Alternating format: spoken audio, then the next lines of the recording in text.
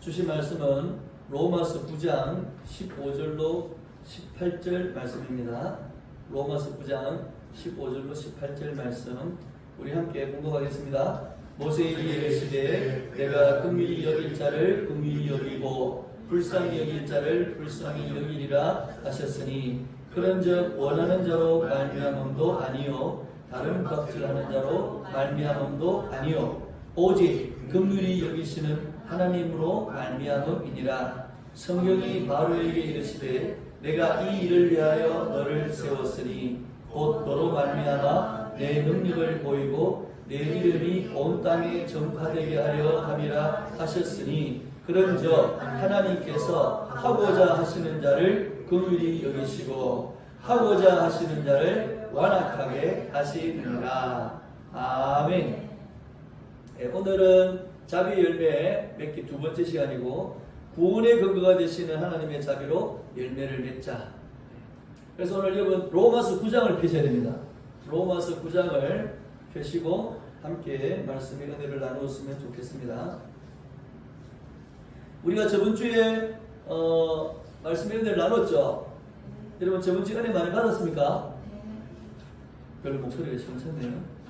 자, 성경 강림 주일 이후에 이제 첫 번째 주일인데 우리가 저번 주에 하나님께서 택한 백성들을 향한 그 자비 그것을 우리에게 말씀하셨죠, 그죠? 그래서 세 가지를 우리가 마지막에 묵상했죠. 하나님은 우리를 버리지 않고 지켜주신다. 아멘. 멸하지 아니하시고 남겨두신다. 잊지 않으시고 기억하시는 자비의 하나님이시다. 그것을 우리가 확인하는 시간이었습니다. 자, 오늘은 택한 백성을 향한 자비의 하나님이 그 택한 백성을 죄에서 구원하시고 하나님의 나라로 인도하시고자 하는 그 자비로 그것에 대해서 우리가 함께 묵상하면서 은혜를 나눴으면 좋겠습니다. 그래서 택한 백성은 하나님이 택하시는 자비 그리고 구원하시는 자비로 이제 이어지는 그런 것을 우리가 볼 수 있습니다. 그래서 우리가 보통 우리가 구원을 받았다면 이걸 뭐라고 표현합니까? 하나님의 은혜입니다 이렇게 표현하잖아요.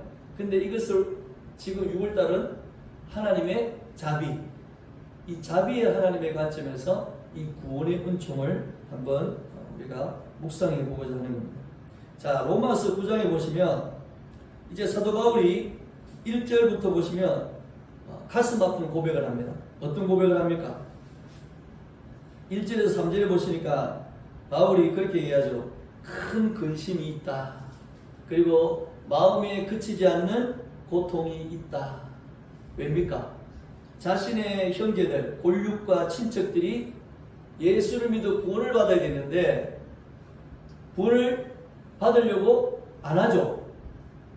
그래서 사도 바울이 너무 안타까워서 어떤 고백합니까? 내가 저주를 받아서 그리스도에게 끊어질지라도 나는 우리 민족이 예수를 믿어 구원 얻기를 원한다. 네, 모세도 그런 고백을 했었죠. 그죠? 그래서 이 사도 바울도 자신이 이 구원의 반열, 곧 생명책에서 자기 이름이 지워질지라도 자기의 골육과 형제와 민족이 예수를 믿기 원한다. 이런 열정을 이 바울이 가지고 있었습니다. 그러니까 민족을 굉장히 사랑하는 거죠. 그죠? 우리 한국 민족도 굉장히 그 민족성이 강하죠. 그죠? 그래서 대한민국 딱딱딱딱딱 이러면 뭡니까? 누구나 상관없이 우리 수진이는 잘 못 느끼겠지만 2003년도 태어났기 때문에 2002년도를 겪었던 대한민국 사람은 뭡니까? 붉은색만 봐도 뭡니까? 가슴이 떨리고 예. 대한민국 소리만 들어도 뭡니까? 절로 박수가 나오는 이 사도 바울도 민족에 대한 사랑이 굉장했습니다. 자기가 생명책에서 지워져서 지옥을 갈지라도 이스라엘 민족이 자신의 혈육과 골육과 친척들이 예수를 믿어 구원 얻기를 원한다. 그리고는 뭐라고 말합니까? 이 민족은 일찍이 하나님의 선택을 받았고 양자됨과 영광과 언약들과 율법과 예배와 약속이 있다. 그렇게 말하고 있죠. 자, 그러니까 육신적으로는 더할 나위 없이 뭡니까? 모든 구원의 조건을 갖추고 있는 민족이다 이거예요. 그런데 안타까운 건 뭡니까? 이 이스라엘 민족은 예수님을 거부했습니다. 십자가에 못 박았습니다. 그리고 지금 바울이 선교하고 있는 이 상황에서도 이스라엘 민족은 그리스도인을 핍박하고 있습니다. 그렇죠. 특히 유대인이면서 예수를 믿는 사람은 더 뭡니까? 핍박을 하고 자기들의 그 민족의 반열, 이 혈통의 테두리 안에서 그들을 제외시키는 그런 악행을 계속 저지르고 있었다는 거예요. 그러니까 바울이 이런 상황을 너무 안타까워하면서 가슴 아파했어요. 자, 근데 6절을 보시면은 바울이 뭐라 그럽니까? 그러나 하나님의 말씀이 회하여진 것 같지 않도다, 그렇게 말합니다. 자, 사도 바울이 생각할 때 이스라엘 민족은 아브라함을 통해서 특별히 하나님이 선택을 하셨습니다. 불러내셨습니다. 그렇죠? 자, 그런데도 이 이스라엘 백성은 역사와 시대를 거쳐 하나님의 이 구원, 예수 그리스도로 인한 이 구원에 동참하지 못했습니다. 그러니까 하나님의 말씀과 약속이 폐해진 것 아니냐라고 질문할 수 있는 거죠. 근데 사도 바울은 6절에 뭐라 그럽니까? 하나님의 말씀이 폐하여진 것 같지 않다. 그러면서 육신의 자녀와 약속의 자녀에 대한 설명을 합니다. 그렇죠? 그리고 12절, 13절에 같이 읽어볼까요? 리브가에게 이르시되 큰 자가 어린 자를 섬기리라 하셨으니 기록된 바 내가 야곱은 사랑하고 에서는 미워하였다 하신과 같으니. 여러분, 에서와 야곱이 태어나기도 전에 하나님은 리브가에게 말합니다. 큰 자가 어린 자를 섬길 것이다. 그리고 내가 누구를 사랑한다?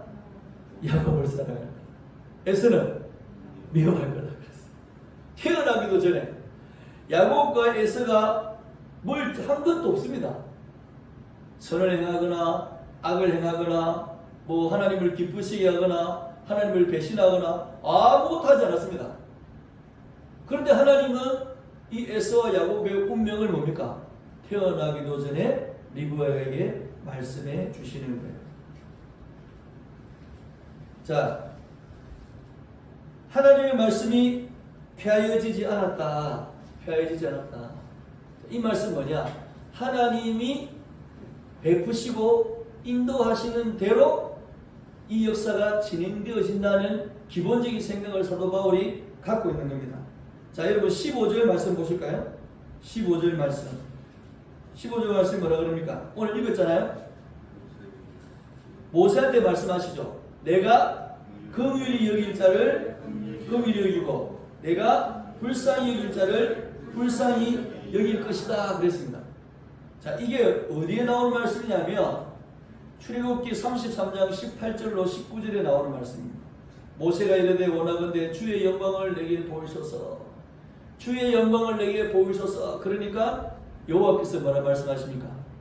내가 내 모든 선한 것을 내 앞으로 지나가게 하고 여호와 이름을 내 앞에 선포하리라. 나는 은혜 베풀 자에게 뭘 베풀고 은혜를 베풀고 긍휼히 여길 자에게 긍휼을 베푸느니라.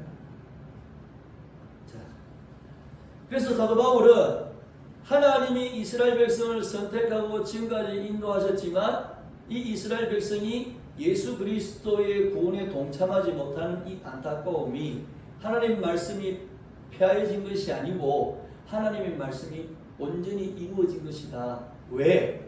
하나님은 긍휼히 여길 자를 긍휼히 여기시고 미워할 자를 미워하시고 은혜 베푸실 자에게 은혜를 베푸신다는 거예요. 그러니까 구원의 주도권이 누구한테 있다는 겁니까? 하나님한테 있다는 거죠. 그러면서 16절에 9장 16절에 이렇게 말합니다. 같이 읽어봅시다. 그런즉 원하는 자로 말미암음도 아니요 다른 박질하는 자로 말미암음도 아니요 오직 긍휼히 여기시는 하나님으로 말미암음이니라. 아멘. 그러니까 말씀의 성취라는 것은 성경의 성취라는 것은 우리가 보는 조건과 이유와 과정에 의해서 말씀이 성취되는 것이 아니고 하나님의 말씀이 성취된다는 것은 오직 하나님으로 말미암는 것이 하나님의 말씀이 성취되는 것이다. 아멘. 아멘. 그래서 다른 박질하는 자로 말미암음도 아니고 원하는 자로 말미암음도 아니라는 거예요. 오직 자비를 베푸시는 하나님으로 말미암는다. 아멘입니까? 아멘. 그래서 여기서 우리 사도 바울이 이제 이스라엘 백성이 구원받지 못한 이 안타까움이 이렇게 결론을 내리고 있다는 거예요. 자, 중요한 것은 사도 바울의 생각에는 어떤 인정과 믿음이 존재했습니까? 하나님은 창조주시다. 만군의 여호와시요 만왕의 왕이시요 온 우주의 통치자가 되신다. 그에게 뭡니까? 절대적인 주권이 있다는 게 뭡니까? 사도 바울의 마음에 기본적으로 깔려있는 생각입니다. 그래서 그 창조주와 통치자의 영광으로 말미암는 자비, 그 자비가 성경에서 말하는 진짜 자비고, 그 자비로 말미암는 구원이 뭡니까? 진짜 구원이라는 거예요. 아멘입니까? 아멘. 중요한 얘기입니다. 그래서 사도 바울이 말하는 오직 의인은 믿음으로 말미암아 살리라 하신 그 말씀, 오직 믿음으로 구원을 얻는다는 이 말씀은 바로 여기와 이렇게 일맥상통하게 연결됩니다. 자, 그러면서 사도 바울이 이 이후에 16절 이후에 18절에 이런 예를 듭니다. 애굽의 바로의 예를 듭니다. 하나님이 애굽의 바로에 대해서 성경이 뭐라 그랬습니까? 하나님께서 하고자 하시는 자를 긍휼히 여기시고 또 하고자 하시는 자를 완악하게 하신다는 거예요. 여러분, 바로가 첫 번째 재앙에서 무릎을 꿇을 수 있었습니다. 그죠? 예, 나일강이 온 나일강이 피로 물들었습니다. 너무 놀라운 일이었죠. 물론 그들도 그런 능력이 있었습니다. 근데 피로 물든 나일강을 정화시키는 능력은 없었죠. 그때 무릎을 꿇을 수 있었는데 바로의 마음이, 성경 여러분 출애굽기 읽어보면 계속 뭐가 반복됩니까? 바로의 마음이 완악해졌더라, 완악해졌더라, 완악해졌더라, 계속 반복됩니다. 모세한테 그래 보내줄게, 그만해라. 모세가 재앙을 거두면 뭡니까? 또 완악해지고, 안 보내줄란다. 또 재앙 주어지면 아이 보내줄게, 데리고 가라. 그러고 또 뭡니까? 재앙이 거두어지면 또 완악해지고, 계속 완악해지는 거예요. 중요한 것은 뭡니까? 17절의 말씀처럼 바울을 통해서 뭡니까? 하나님의 능력을 보이고 하나님의 이름이 온 땅에 전파되게 하셨다는 거예요. 하나님이 완악하게 하셨다는 거예요. 하나님이 하시고자 하는 자를 완악하게 하신다. 그리고는 이어서 토기장이와 토기장이가 빚는 진흙의 예를 듭니다. 여러분 뒤에 나오죠? 그러면서 뭐라 그럽니까? 귀 있을 그릇과 천이 있을 그릇을 토기장이가 만드는데 그 그릇이 토기장이한테 왜 나를 천이 쓰는 그릇으로 만드느냐? 말할 수 있냐 그러면? 말할 수 없다는 거죠. 누가? 그릇이 누구한테? 토기장이한테. 창조주에게 피조물이 뭐라 할 수 없다는 거예요. 온전히 창조주의 주권이요 창조주의 뜻이라는 거예요. 그리고 여러분 22, 23절에 독특한 그릇의 표현이 나옵니다. 두 가지 그릇이 나옵니다. 맞춰보십시오. 22, 23절에 무슨 그릇 나옵니까?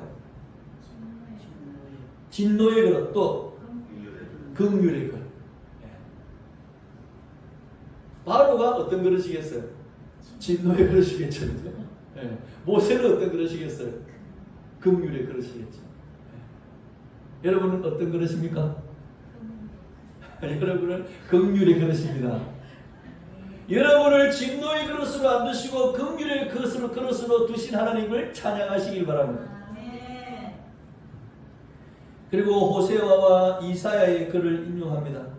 그러면서 하나님께서 백성 아닌 자를 백성으로 만드시고 사랑하지 않은 자를 사랑하시는 이 은혜. 그리고 이사야의 글을 통해서 뭐라고 그럽니까? 내가 다 멸절시키지 않고 자신의 사랑하는 자를 남겨두었다는 거예요. 만약에 하나님이 이 긍휼의 그릇을 남겨두지 않았다면 우리는 다 소돔과 고모라와 같이 되었을 것이다. 그건 무슨 말입니까? 다 멸망해서 없어졌을 것이다. 그렇게 말해요. 그러나 하나님의 주권이 뭡니까? 하나님의 뜻이 뭐예요? 긍휼의 그릇을 남겨두기를 원하셨다. 남겨진 자들이 뭐예요? 다 저와 여러분입니다. 그래서 의를 따르지 않았던 이방인을 부르시는 이 하나님의 긍휼. 예수님을 따르는 자는 부끄러움을 당하지 아니하리라 그렇게 말했습니다. 이것은 이사야서 28장 16절을 인용했습니다. 여러분 33절 맨 마지막에 그렇게 되어 있죠. 그를 믿는 자는 부끄러움을 당하지 아니하리라. 근데 이사야서 28장 16절을 인용했는데요. 이사야서 28장 16절을 보면 뭐라고 되냐면 그것을 믿는 이는 다급하게 되지 아니하리로다 이렇게 됐습니다. 이 다급하지 않다는 표현이 왜 중요하냐면 이사야가 28장의 예언이 어떤 예언이냐면 망할 것이라는 거예요. 이 도성이 망할 것이라는 거예요. 그래서 막 칼부림이 일어나고 막 쳐들어와가지고 다 죽인다는 거예요. 이런 상황에도 하나님이 두신 돌, 기초돌, 예수 그리스도를 붙드는 자는 뭐하지 않는다? 다급하지 않는다. 여러분 우크라이나 전쟁을 보고 계시지 않습니까? 얼마나 그 우크라이나 사람들이 다급했습니까? 수만 천만에 이르는 사람이 뭡니까? 나라를 빠져나가고 많은 사람들이 그 전쟁통에 있는 포탄이 쏟아진 도시를 빠져나오기 위해서 얼마나 그 몇십 킬로를 몇백 킬로 그래서 뭐 그런 얘기 나오잖아요. 전쟁이 일어나면요 멸망을 당하는 입장에서는요 다급하지 않을 수가 없어요. 근데 예수 그리스도를 믿는 이는 이 멸망하는 세상 속에서도 우리는 뭐요? 다급하지 않는다. 부끄러움을 당하지 않는다. 그래서 여러분 종말 얘기하고 뭐 휴거 얘기하고 뭐 전쟁 얘기하고 뭐 환란 얘기하고 여러분 다 뭡니까? 말씀과 배치된 얘기입니다. 멸망의 때에 이르면 이룰수록 긍휼의 그릇으로 선택받은 자들은 빚어진 자들은 뭐하지 않는다? 다급하지 않습니다. 더 예배에 충실하고 더 삶에 충실하고 더 자신에게 주어진 사명에 열정적으로 삽니다. 여러분 이거 명심하세요. 지금 제가 아는 주위에 뭐 유튜버도 그렇고 그런 게 많대요. 나라가 어지럽고 막 지금 물가가 오르고 막 전쟁 나고 우리나라도 전쟁 나는 거 아니에요. 북한에서 핵 준비하고 하니까 제발 그러지 마세요. 우리 이래가 뭐 하겠다. 이제 다 정리하자. 제발 여러분 말씀과 맞지 않는 분입니다. 귀 쓰는 그릇으로 긍휼의 그릇으로 빚어진 하나님의 사람들은요 절대 다급하지 않습니다. 부끄러움을 당하지 않습니다. 이게 믿는 자의 표상이고 모습이에요. 사랑하는 성도 여러분, 바울은 로마서 9장에서 자신의 이스라엘 민족의 이야기를 꺼내고 있습니다. 그렇죠? 그리고 본래 하나님이 택한 민족이 아니었던 이 이방인들이 구원받는 것에 대해서 설명을 하고 있습니다. 자신은 이방의 사도로 부름을 받았습니다. 택함 받았습니다. 근데 여러분 중요한 것은 바울은 철저한 바리새인이었습니다. 유대인 중에 유대인이었습니다. 오히려 그리스도인을 핍박하고 잡아들였던 사람이었습니다. 근데 그가 여호와 하나님의 긍휼과 자비가 이방인에게 주어진다는 것은 바울은 도저히 이해할 수 없고 상상할 수 없는 일이다. 베드로도 마찬가지입니다. 여러분 유대인들은요 태어날 때부터 무슨 교육을 받아요? 이방인은 하나님의 은혜를 받을 수 없다라고 교육받습니다. 오직 하나님의 자비와 긍휼을 누구만 받아요? 자기들만 받는다고 교육받은 거예요. 어릴 때부터 그렇게 교육을 받았어요. 그러니까 여러분 이방인들이 구원을 받는다는 건 이거는 상상할 수 없는 거예요. 여러분 예전에 미국이 남북 전쟁을 할 때 흑인 해방을 외쳤지 않습니까? 남부에 있는 그 사람들, 흑인을 노예로 다스리고 살았던 그 사람들의 그 영화가 있었어요. 제가 그 영화, 저는 영화만 생각하면 대사가 자꾸 떠오르는 그 영화에 어떤 대사가 있었냐면 남부에서 태어나서 자기 집에 흑인 노예를 두었던 어린 소녀가 커서 처녀가 됐어요. 근데 그 남부에 어떤 사건이 일어나가지고 북부에서 이제 경찰이 파견돼가지고 조사를 하는데 그 남부에서 자란 그 여자분이 그렇게 얘기를 하는 거예요. 우리는 어릴 때부터 흑인은 사람이 아니라고 교육을 받았다. 교회 가서도 그렇게 교육을 받았다. 하나님의 말씀이 흑인은 사람이 아니라고 교육을 받았다. 그러니까 흑인을 볼 때 뭐예요? 사람으로 여겨지지 않는다는 거예요.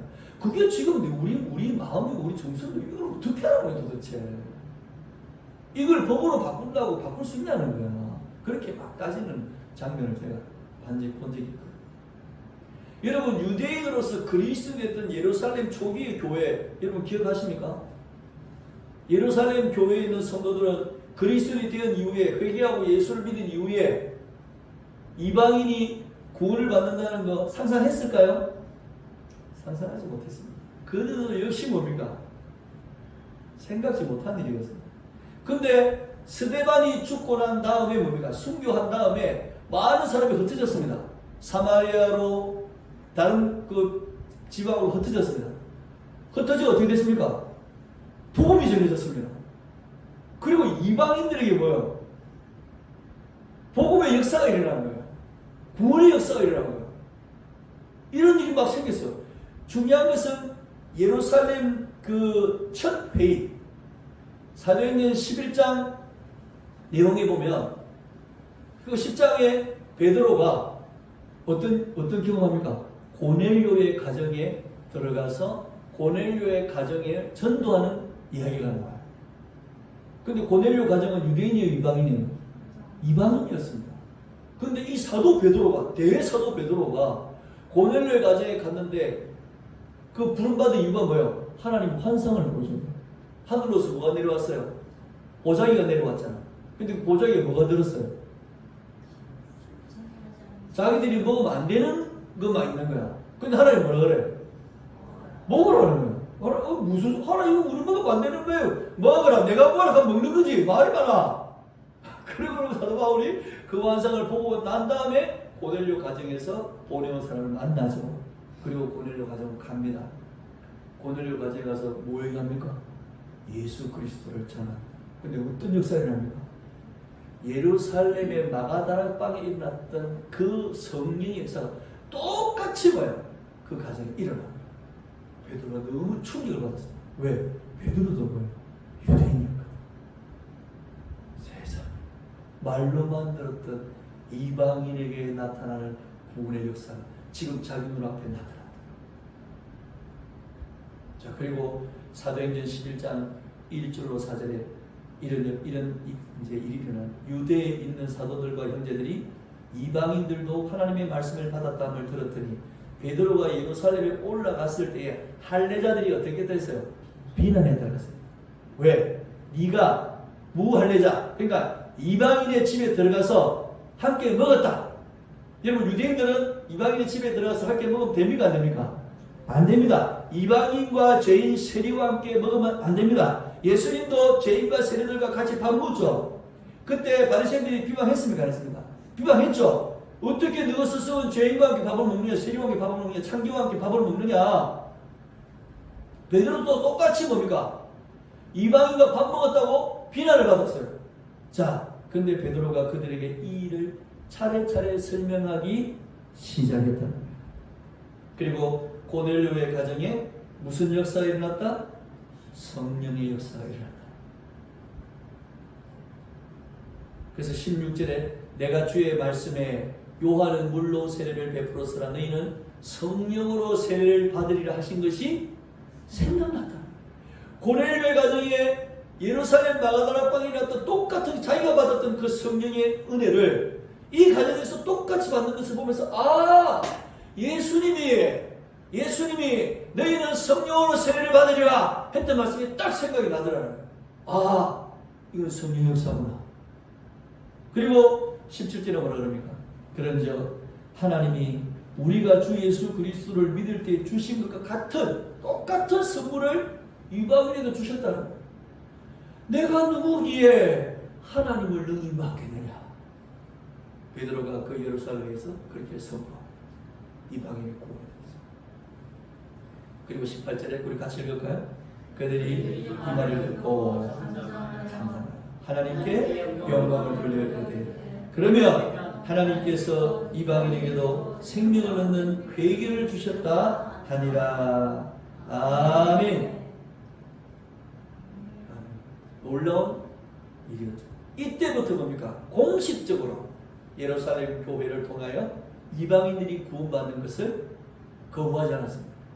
이방인들도 교회에 편입시켰습니다. 받아들였습니다. 그리고 이방인들에게 복음을 전해서 함께 복음 전하면 어떻게 됩니까? 성찬을 해야 되잖아요. 함께 뭐 해야 됩니까? 밥 먹어야 되는 거예요, 같이. 그러니까 이방인으로 그리스도인 된 사람과 유대인으로 그리스도인 된 사람들이 뭡니까? 유대의 관습과 율법을 깨고 같이 모여 밥을 먹는 현상이 그때부터 본격적으로 일어나기 시작했다. 이게 얼마나 놀라운 사건인지 모릅니다. 교회사에. 여러분, 우리도 뭡니까? 이스라엘 민족 아니잖아요. 우리도 이방인입니다. 근데 하나님께서 그 크신 자비로 우리에게 뭡니까? 똑같이 생명에 이르는 회개를 주셨습니다. 세례를 베풀어 주셨습니다. 성령을 주셨습니다. 이 은혜를 우리도 받았습니다.